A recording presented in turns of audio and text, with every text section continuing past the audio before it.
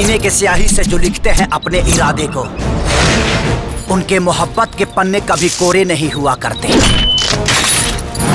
हम हुए हैं जिक्र के देखे खदी तो हर मन संकल बा राजू।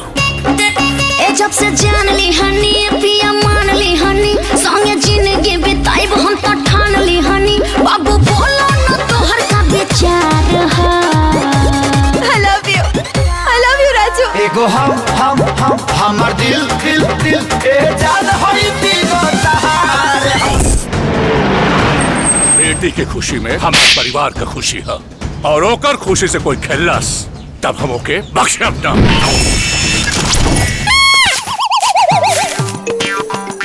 चल तू भाई बला को टाल तू।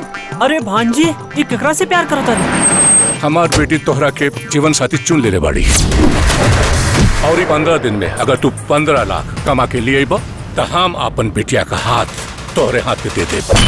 कुछ कर गुजर ऐसा कि दुनिया तमाम हो जाए, आशिकों के जुबा पे तेरा भी नाम हो जाए। हम कह देली ना तू घर छोड़ के कहीं नहीं जेबे। इतिहास दोबारा ना दोहराई, हम वादा करता।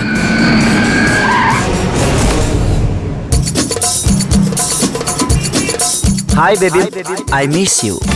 तोहरा से दूर होके कबले रहा जी, चल गईला छोड़ के तू हमके आराम जी। पानी पिया बुआ सरकी रहनी तब मुझे हमके याद करतानी। पैसे कमाने हैं ना? हाँ।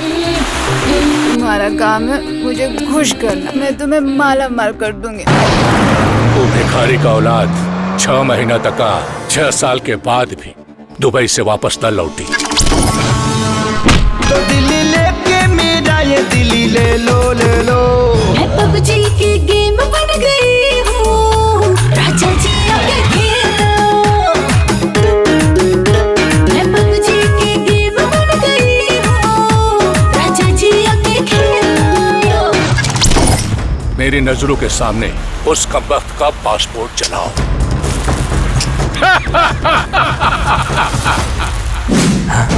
शर्त पर सत्ता और सरकार चलेला, लेकिन प्यार दिल से होला। वो तो के जिए न दे और हम तो के मरे न दे। क्या धोखा दिया तूने शुरुआत वाली को। 1 मिनट सोचने दो क्या क्या हुआ था जब भी पटना वाली ने मुझे छोड़ा, हटा जा गुजरात वाली को। Welcome to the ring of dare to fight. इश्क में जीने के लिए हर रिस्क उठा लूंगा। जो जिंदा वो सिकंदर।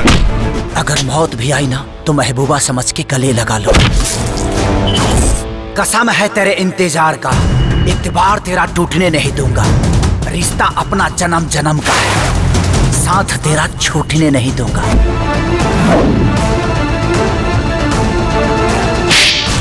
कि हम हिंदुस्तानी अपने वतन के लोगों के लिए जान दे भी सकते हैं और ले भी सकते हैं।